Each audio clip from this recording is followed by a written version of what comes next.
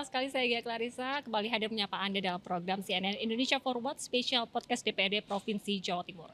Tentunya akan ada banyak hal-hal menarik seputar Jawa Timur yang akan kita bahas di sini bersama anggota DPRD Provinsi Jawa Timur. Dan hari ini kita akan membahas sesuatu yang sangat lekat dengan masyarakat Jawa Timur, yaitu tentang keberagaman. Nah, Jawa Timur sendiri ini bisa dikatakan menjadi salah satu provinsi yang multikultural, beragam etnis hidup berdampingan dengan harmoni. Namun bukan berarti tanpa tantangan ya, karena seiring perkembangan zaman, seiring perkembangan teknologi, nah ini banyak sekali potensi yang bisa melunturkan nilai-nilai toleransi dalam keberagaman tersebut.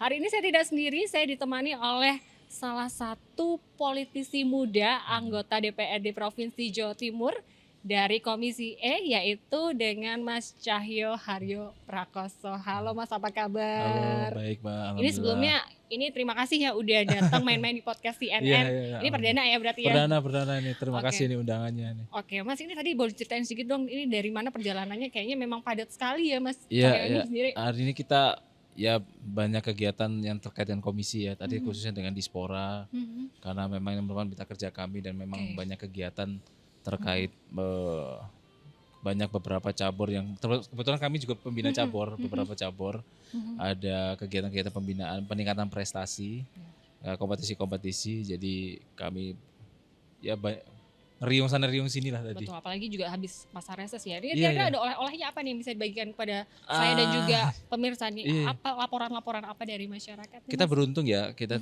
masyarakat kita ini tinggal di kota Surabaya yang kemampuan fiskalnya bagus, lalu juga keberpihakan pemerintah juga sudah cukup baik. Yes. Memang meskipun memang ada beberapa sambatan lah Iya. bahasanya kalau bahasa Surabaya, banyak sambatan khususnya terkait pertama tentang kemudahan akses pendidikan. Kedua juga permasalahan pembenahan infrastruktur yang dianggap bagi masyarakat kita kurang sempurna dan kurang cepat. Oke. Tentu ini sesuatu hal yang wajar ya dalam proses pembenahan kota, dalam proses suatu penyelesaian kebijakan dan visi-visi, tentu ada tantangan proses dan lain-lainnya.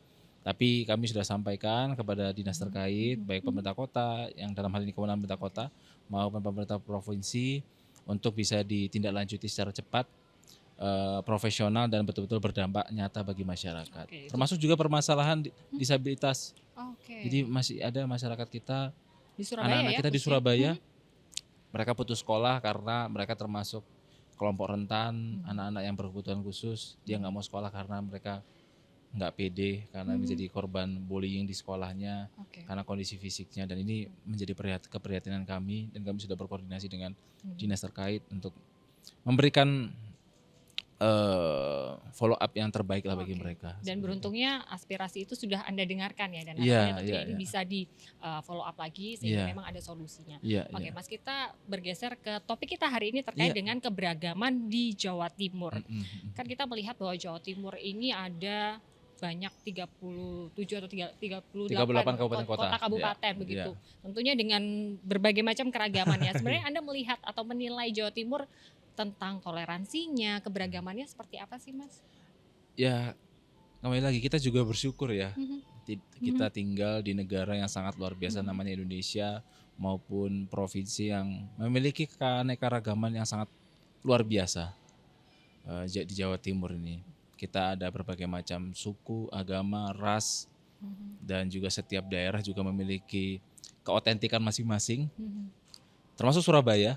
Kita kalau lihat Surabaya pasti setiap kecamatan aja mereka ada bahasa apa Bahasa ya? arek gitu Bahasa ya. arek dewi lah, Oke. bahasa gitu. Ada keotentikan masing-masing, dan ini suatu keniscayaan yang sangat luar biasa. Tetapi keniscayaan ini tentu terkadang bisa menjadi suatu kebaikan kalau kita kelola dengan baik, tetapi bisa menjadi suatu bencana kalau tidak kita kelola dengan baik.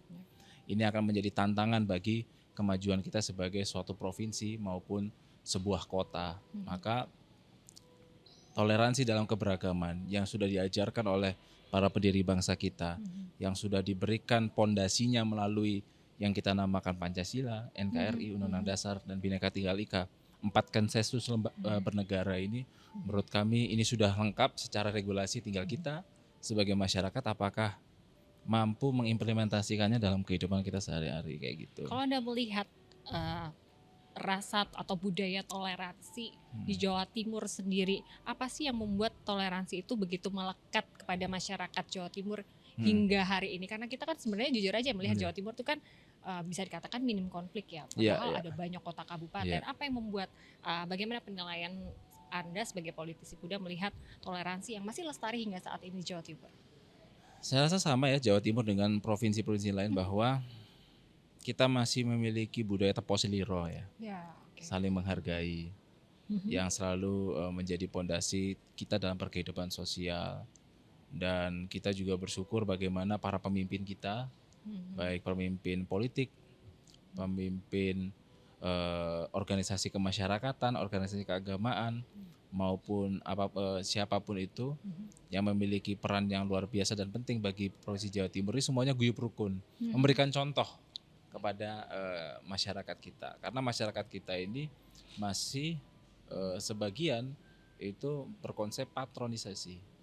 Jadi masih melihat tokoh masyarakat yang menjadi kebanggaan kita ini bagaimana nih dalam menyikapi suatu isu yang ada. Dan saya rasa ini sesuatu yang sangat baik meskipun kita tahu bahwa kita mengalami tantangan yang luar biasa. Kita saat ini perkembangan teknologi yang sangat pesat dan ini juga berkolerasi dengan sesaknya informasi yang diterima oleh masyarakat kita. Tentu ini jadi tantangan kita untuk tetap menjaga keguyupan di kehidupan kampung yang ada di kota Surabaya maupun Jawa Timur. Ini perlu kerjasama dari semua pihak. Dan saya rasa ini akan tetap toleransi dalam keberagaman di Jawa Timur ini akan tetap langgeng sampai sepanjang hayat lah. Kemudian apa saja sih bukti bahwa solidaritas area-area Jatim khususnya mungkin di wilayah kota Surabaya ini yang begitu tinggi dalam menjunjung keberagaman. Kita tahu kayak budaya arek tadi sudah sempat di-spill ya Mas ya. Kalau menurut Anda mungkin bisa diceritakan di daerah pemilihan Anda bagaimana sih bukti konkret ya kalau bahwa khususnya masyarakat Surabaya ini bisa benar-benar guyup, rukun, toleransinya begitu tinggi Mas di perkembangan zaman yang semakin modern ya. Modern ya. Kita lihat di Surabaya saya rasa semua agama dalam melaksanakan ibadahnya nggak ada masalah. Saling menghormati, saling memberi ruang untuk setiap masyarakat yang ada di Surabaya apapun anutan agamanya bisa beribadah dengan baik. Dan bahkan beberapa rumah ibadah lintas agama saling menjaga satu sama lain, itu terjadi di kota Surabaya. Saya rasa ini sesuatu yang luar biasa. Kedua, kalau misalnya kita lihat masyarakat Surabaya itu kalau misalnya ada masalah, mereka nggak memandang ini orang, mohon maaf, kategori ekonomi tinggi, ekonomi rendah, agama apa. Tapi ketika ada tetangganya, warga kampungnya kesulitan, semuanya datang, semuanya gotong royong, semuanya saling membantu, saling memberikan partisipasi. Bahkan ada pemikiran, loh kalau misalnya ada ini, saya di Surabaya, saya rasa teman-teman juga tahu, kalau kadang-kadang kalau misalnya ada warga hajatan, kita nggak diajak untuk ngikut bantu, itu kayak, loh aku nggak salah apa.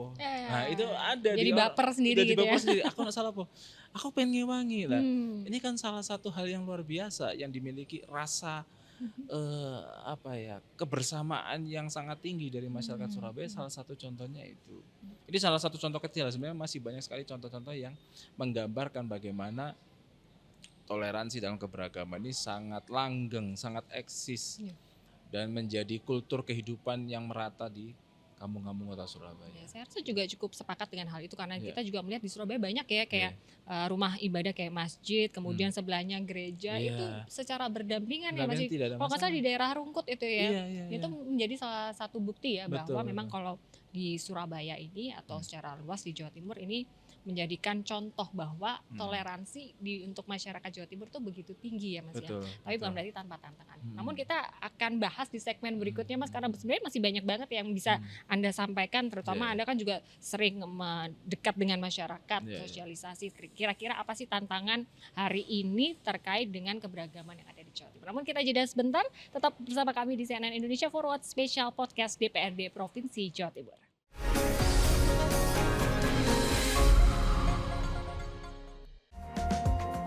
Ikuti laporan khas redaksi yang mendalam dan terpercaya bersama CNN Indonesia. Isi akhir pekan Anda dengan berita-berita inspiratif dan yang tengah menjadi trending topik. Di tengah hiruk pikuk kota Jakarta ada satu restoran yang menyajikan aneka sajian khas kota berjuluk Kawanua dengan bumbu woku dan rica-rica. Jangan lewatkan redaksi akhir pekan, Sabtu dan Minggu jam 2 siang lewat 15 menit. Live di Trans 7 dan CNN Indonesia.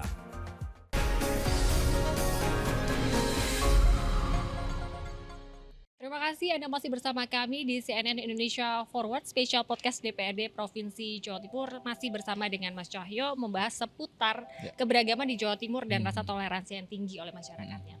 Tadi mungkin sudah sedikit disinggung masalah tantangan-tantangan hari ini ya Mas, terkait dengan melunturnya nilai toleransi di tengah masyarakat Jawa Timur yang begitu multikultural. Nah, walaupun bisa dikatakan bahwa Jawa Timur ini cukup toleran, namun tentu ada tantangannya, misalnya tawuran, unjuk rasa anarki, bahkan yang mungkin kalau kita bisa flashback yang sempat merusak cagar budaya Gedung Negara Gerahadi. Tanggapan Anda seperti apa? Saya sebetulnya kalau mengingat kejadian itu cukup prihatin ya. Bagaimana sebetulnya negara memberikan kebebasan dalam berpendapat, kebebasan dalam berdemokrasi, tetapi kita sebagai masyarakat sepatutnya tetap menjunjung tinggi perdamaian, menjunjung tinggi peradaban, dan juga menjaga apa yang menjadi bagian dari negara kita, provinsi kita maupun kota kita. Karena bagian dari kota itu tidak hanya masyarakatnya, tetapi juga bangunan, peninggalan sejarah itu juga merupakan bagian penting dari kita.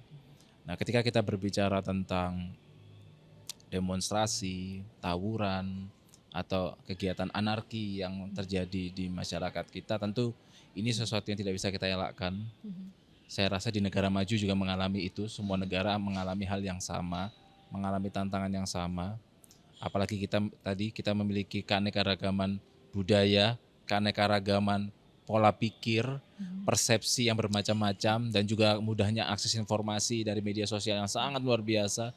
Kita pengguna internet tertinggi, Jawa Timur juga pengguna internet aktif tertinggi, 89% masyarakat kita pengguna internet aktif, tetapi literasi digital kita masih butuh tantangan lebih, butuh perhatian lebih.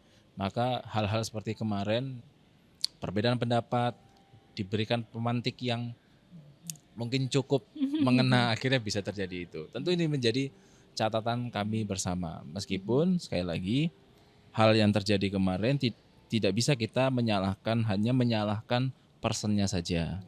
Kita tidak bisa menyalahkan ini merupakan tanggung jawab pemerintah misalkan, ataupun aparat penegak hukum. Tapi ini adalah tanggung jawab kita bersama. Ini perlu adanya kolaborasi aktif dari kita semua untuk menjalankan resiliensi keluarga, ketahanan keluarga. Karena sebetulnya yang membentuk karakter dari setiap orang itu ya lingkungan tempat tinggalnya.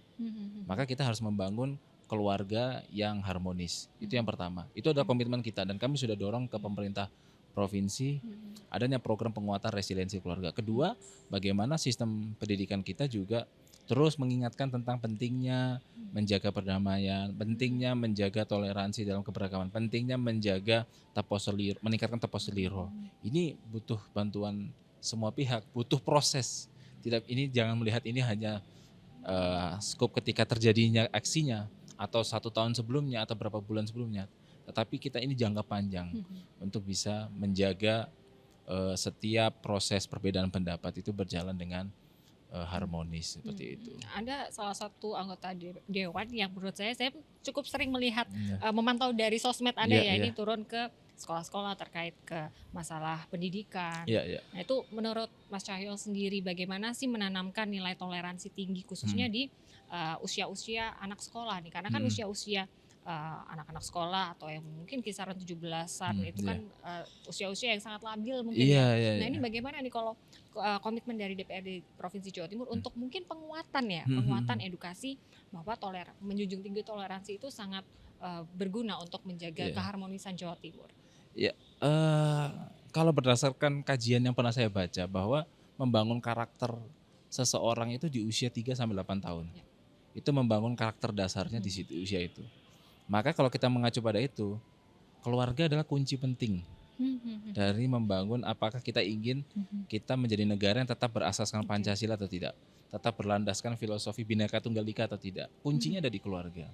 Maka tidak bisa kita hanya menyalahkan sekolah. Terkadang ini yang lupa, ada yang lupa lah ya, kita nggak menyalahkan. Termasuk saya juga, karena kebetulan saya juga sebagai orang tua, saya juga harus mengingat diri bahwa nanti di usia tertentu anak saya harus kita ajarkan tentang toleransi dalam keberagaman ini.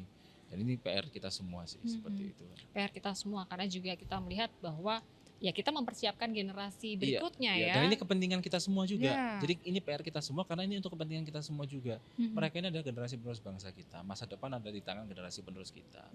Maka kita nggak mau dong generasi muda kita, generasi penerus kita itu memang punya intelektual tinggi, tetapi tidak berkepribadian kebudayaan, tidak memiliki semangat filosofi Pancasila, tidak memiliki semangat gotong royong. Acuh tak acuh bahasanya seperti itu. Hanya fokus pada dirinya sendiri, tetapi tidak mau fokus untuk membangun, jangankan membangun negara, membangun kampungnya saja tidak mau. Nah ini harapan kita harus tetap terjaga. Nah karena mungkin sudah sedikit disinggung, nah ini cukup menarik, kebanyakan sekarang kan seiring perkembangan zaman, teknologi juga, banyak anak muda yang akhirnya sibuk dengan dunianya sendiri ya Mas. Akhirnya perkembangan zaman turut andil dalam terkikisnya nilai keberagaman. Kalau mungkin dulu ingat saya pada saat masa kecil, jelang sore-sore gitu banyak yang main di luar, main mungkin zamannya engkleng gitu, gobak sodor atau gitu main ya. bola lah. Main bola lah kalau laki-laki cowok-cowok gitu ya. Tapi sekarang kayaknya sudah sangat, mungkin masih ada, namun sudah sangat minim ya, rata-rata sekarang udah main gadget kayak gitu. Padahal itu kan juga berpotensi untuk melunturkan nilai-nilai toleransi yang ada dari keberagaman kita tersebut. Nah menurut Anda sebenarnya generasi muda yang mulai individualistis, kelompok-kelompok yang mengeksklusifkan diri itu apa sih bahayanya? Khususnya generasi muda ya Mas, kayaknya banyak loh sekarang ini. Saya rasa gini Mbak, ini sesuatu yang akan berpotensi untuk menciptakan ketimpangan sosial yang tinggi bagi masyarakat kita. Jadi individualistik ya kan, karena mengacu dari sukunya saja, strata ekonomi, ataupun strata pendidikan. Jangan salah, ini juga menjadi catatan kami, dan kami pernah menyampaikan kepada dinas terkait bahwa misalkan suasana adanya sekolah favorit misalkan, itu juga membangun terjadinya ketimpangan sosial, karena akhirnya yang memang berkualitas masuk di sekolah situ, secara ekonomi baik juga sekolah di situ, yang tidak sekolahnya lain. Nanti akhirnya ketika universitas mereka kalah grade, akhirnya yang masuk universitas negeri ya dari SMA yang ini yang bagus ini, yang tidak nggak bisa masuk universitas negeri. Ketika bekerja mereka mengalami tantangan. Jadi kita membangun ketimpangan, tidak hanya ketimpangan filosofi, ideologi masyarakat, tetapi juga ada ketimpangan sosial yang terbangun Ada dari gap sistem, ya. ada gap yang akhirnya tercipta. Nah ini saya sampaikan, ini luar biasa. Ini PR kita sama-sama. Harus kolaborasi semua pihak, kolaborasi atau bisa dikatakan kolaborasi pentahelik misalkan. Baik pemerintah, masyarakat, tokoh masyarakat, media, ya semua pihak. Saya rasa industri itu kita bersama-sama. Industri juga harus memberikan keadilan misalkan dalam memberikan lapangan pekerjaan. Itu juga potensi misalkan ada industri dibangun di salah satu daerah, masyarakat setempat nggak mendapatkan lapangan pekerjaan di situ, yang dapat masyarakat dari kota tertentu, etnis tertentu, itu juga memicu konflik sosial, memicu konflik perbedaan, menghilangkan toleransi dalam keberagaman juga itu. Jadi banyak faktor yang tidak hanya masalah faktor gadget, tapi banyak faktor yang bisa memicu munculnya lunturnya nilai Pancasila, lunturnya Bhinneka Tunggal Ika dalam kehidupan kita. Di segmen berikutnya Mas, ini kita akan membahas yang lagi hype, yang lagi viral tidak hanya di Jawa Timur namun secara nasional juga, terkait munculnya komunitas-komunitas baru ya, komunitas olahraga, komunitas musik. Nah, namun kita akan bahas di segmen berikutnya. Tetaplah bersama kami di CNN Indonesia Forward Special Podcast DPRD Provinsi Jawa Timur.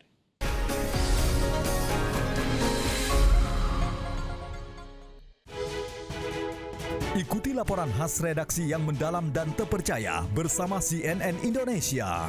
Buka hari dengan ragam kabar berkualitas yang mewarnai pagi Anda. Bentrokan antar warga terjadi di Manggarai, Jakarta Selatan pada Minggu malam. Kedua kelompok saling serang dengan batu dan juga botol serta lemparan petasan. Jangan lewatkan Redaksi Pagi, Senin sampai Jumat jam 5:30 pagi, live di Trans 7 dan CNN Indonesia.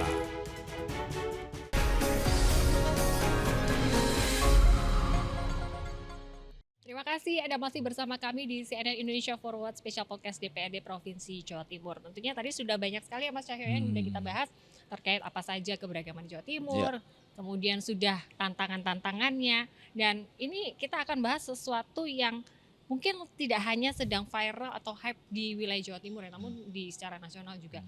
Munculnya komunitas-komunitas baru ya Mas. Sebenarnya ini bagaimana persepsi Anda dari sudut pandang seorang politisi muda anggota DPRD? Misalnya ada komunitas baru, komunitas olahraga, lari, sepeda, pedal mungkin, terus habis itu komunitas musik baru. Kemunculan komunitas ini sebenarnya memberikan kontribusi besar apa sih terhadap nilai-nilai multikultural di wilayah Jawa Timur? Iya, jadi memang kalau kita bicara komunitas kan banyak ya, ada komunitas olahraga dengan beraneka ragam cabornya, ada komunitas kultur, misalnya komunitas budaya K-pop. Atau pecinta budaya Jepang misalnya. Ini kan juga banyak sekali banyak banget sekarang, betul. Terus ada komunitas pecinta barang antik, ada komunitas apa, komunitas motor misalkan. Banyak sekali. Saya rasa ini sesuatu yang baik karena kalau kita melihat lebih dalam, komunitas-komunitas ini kan juga terdiri dari beraneka ragam suku, beraneka ragam latar belakang masyarakat. Tidak hanya latar belakang daerahnya, tapi latar belakang profesi. Ini suatu yang luar biasa. Asalkan ini sesuatu yang positif, bisa membangun nilai, tetap menjaga nilai sosial dalam kehidupan masyarakat Surabaya, saya rasa mari kita support bareng-bareng kan gitu. Toh kegiatannya juga positif semua. Tidak ada yang menyalahi Undang-Undang Dasar, tidak ada yang menyalahi Pancasila, semuanya tetap menjaga kerukunan. Saya rasa ini harus kita support bareng-bareng, termasuk yang komunitas olahraga. Karena olahraga ini juga penting. Hari ini masyarakat kita dengan padatnya intensitas kegiatan masing-masing ya, bagaimana perkembangan dunia industri hari ini akhirnya memaksa masyarakat kita itu bahkan mungkin jangankan olahraga, istirahat aja jarang. Maka dengan adanya komunitas olahraga ini kan juga membangun kultur budaya sehat, hidup sehat, memasyarakatkan kesehatan, menyehatkan masyarakat dengan pola-pola, dengan cara komunitas. Saya rasa ini bagus sekali. Justru ini memperkuat, karena sekali lagi bahwa keberagaman itu, kalau apa yang disampaikan oleh Presiden Soekarno, keberagaman itu bukan sesuatu yang harus kita hilangkan, justru harus diperkuat. Karena kekuatan itu ada di keberagaman itu sebetulnya. Jadi keberagaman itu bukan Bhinneka Tunggal Ika, itu bukan menyatukan bukan menjadikan satu keberagaman ini, tapi menguatkan keberagamannya menjadi satu semangat yang sama, yaitu menjaga NKRI. Justru semakin banyak warna begitu ya di Jawa Timur ini, dan akhirnya ini menjadi suatu kekuatan harapannya. Nah, ini saya sedikit kepo nih, kayaknya Mas Cahyo sendiri ini juga salah satu aktif dalam komunitas apa nih Mas, kalau boleh tahu? Olahraga nih kalau saya boleh tebak ya.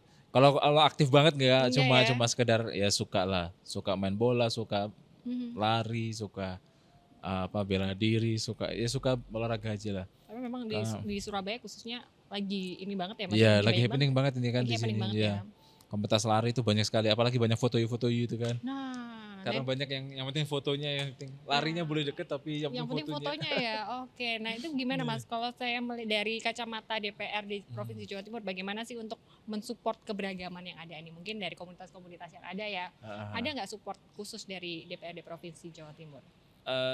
Kami mensupport, mungkin kalau dari kami instansi DPRD Jawa Timur, kita beberapa kali mengadakan aspirasi run dengan di beberapa daerah yang diinisiasi oleh pimpinan DPRD bersama Sekwan DPRD Jawa Timur.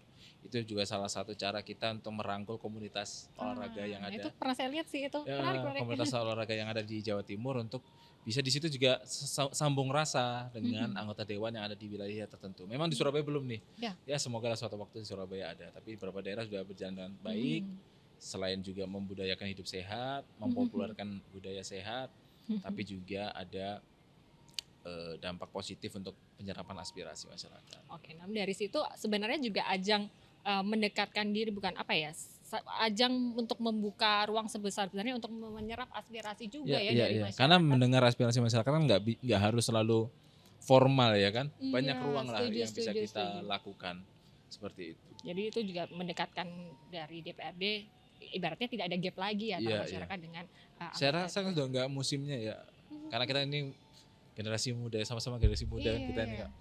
Saya lihat sekarang tokoh publik atau pejabat publik dalam rangka memberikan suatu batasan atau protokol yang terlalu berlebihan, saya rasa sudah nggak zamannya ya. Saat ini lebih dekat ke masyarakat, justru itu yang lebih optimal untuk memberikan dampak buat masyarakat ya gitu. Oke, tadi sudah banyak tantangannya, ada banyak juga hal-hal positif yang kita ambil dari keberagaman ini, namun bukan berarti ini tidak ada hal yang harus dievaluasi atau yang harus dibenahi ya, khususnya untuk negeri ini dengan nilai-nilai toleransi. Menurut Mas Cahyo sendiri, apa sih yang harus dibenahi sehingga memang toleransi ini tertanam kuat di masing-masing masyarakat, sehingga dampaknya tentu pada kekuatan ketahanan dari negara kita ini?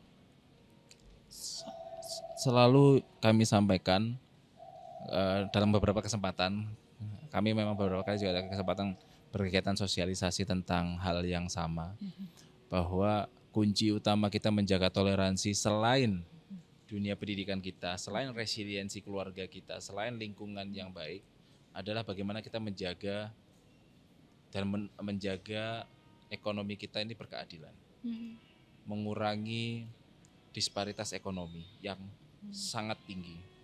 Karena sebetulnya ketimpangan ekonomi, disparitas ekonomi yang menjulang tinggi itu melahirkan suatu gesekan, ya kan? Kita lihat bagaimana masyarakat kita kalau terjadi suatu konflik, tidak hanya masyarakat kita, di luar negeri, negara lain, konfliknya selalu berdasarkan sesuatu yang namanya ekonomi. Itu alasan utamanya. Nah, ketika negara mampu memberikan suatu keadilan dalam akses ekonomi, lalu juga kualitas kesejahteraan yang mungkin dianggap tidak terlalu jomplang kalau bahasa Jawanya itu, saya rasa itu akan memperkuat apa yang sudah kita upayakan lainnya, baik dari sektor pendidikan, resiliensi keluarga dan lain-lainnya. Itu, dan ini sekarang sudah berjalan, bagaimana pemerintah di bawah komando Bapak Presiden Prabowo, beliau berkomitmen untuk bagaimana meningkatkan ekonomi kerakyatan melalui Koperasi Merah Putih, melalui KUR atau peningkatan pemberdayaan UMKM kita, melalui misalnya pemberdayaan sektor pangan maupun pertanian kita. Ini adalah komitmen beliau bahwa beliau ingin ekonomi tumbuh dari bawah, bukan dari atas. Itu adalah komitmen dari beliau bahwa kita harus menghilangkan disparitas ekonomi yang terlalu luar biasa yang ada di negara kita. Dan insya Allah ini pemerintah provinsi dan kota juga memiliki komitmen yang sama. Dan saya rasa juga untuk hari ini merupakan salah satu bentuk sosialisasi juga ya dari Mas Cahyo untuk memperkuat toleransi masyarakat Jawa Timur. Mas, boleh untuk terakhir nih ya Mas, karena sudah penutup, bagaimana Anda sebagai perwakilan generasi muda untuk mengajak masyarakat sekaligus sebagai anggota legislatif ya berkomitmen untuk mendukung supaya keberagaman ini bukan menjadi suatu ancaman, namun supaya itu adalah menjadi suatu kekuatan bangsa kita. Silakan. Kepada seluruh masyarakat Jawa Timur, khususnya warga Surabaya, kita tahu bahwa negara kita memang berdiri di atas keberagaman. Negara kita dibangun dengan pondasi berbagai macam suku, agama, dan ras. Itu suatu keniscayaan, itu suatu anugerah dari Tuhan Yang Maha Esa, dari Allah Subhanahu wa Ta'ala, yang harus kita manfaatkan dengan baik. Kita memang saat ini tentu dengan perkembangan industri, perkembangan teknologi, kita berlomba-lomba menjadi individu yang baik, tetapi kita harus kembali lagi kepada dasar apa yang diberikan oleh para pendiri bangsa kita, bahwa kita harus hidup dengan berlandaskan gotong royong, toleransi dalam keberagaman, dan saling jaga satu sama lain. Itu adalah semangat yang diberikan oleh para pendiri bangsa kita dan harus menjadi dasar perjuangan kita, baik perjuangan kita sebagai pelajar, perjuangan kita sebagai mahasiswa, perjuangan kita sebagai pekerja, ataupun kami sebagai politisi. Semuanya adalah perjuangan untuk menjaga nilai gotong royong, menjaga keguyupan tetap langgeng dalam kehidupan yang ada di kota Surabaya, khususnya kampung-kampung kota Surabaya. Dan tentunya ini tidak bisa diperjuangkan sendiri ya pemirsa, karena ini merupakan suatu sinergi tidak hanya dari pemerintahan saja, namun juga secara masyarakat umum, berbagai elemen harus turut berkontribusi. Mas Cahyo, terima kasih banyak untuk waktu dan sosialisasi edukasi. Wah, hari ini saya sangat senang sekali ya seorang politisi muda bisa berbagi bersama kami. Mudah-mudahan semakin banyak program-program dari DPRD Provinsi Jawa Timur yang turut mensejahterakan masyarakat Jawa Timur. Amin, amin. Terima kasih. Terima kasih untuk kesempatannya dan informasi tadi, sekaligus menutup jumpa kita pada hari ini di CNN Indonesia Forward Special Podcast DPRD Provinsi Jawa Timur. Saya Gia Clarissa pamit undur diri, terima kasih dan sampai jumpa. Terima kasih banyak Terima Mas kasih. Cahyo Terima kasih waktunya. Mbak kesempatannya.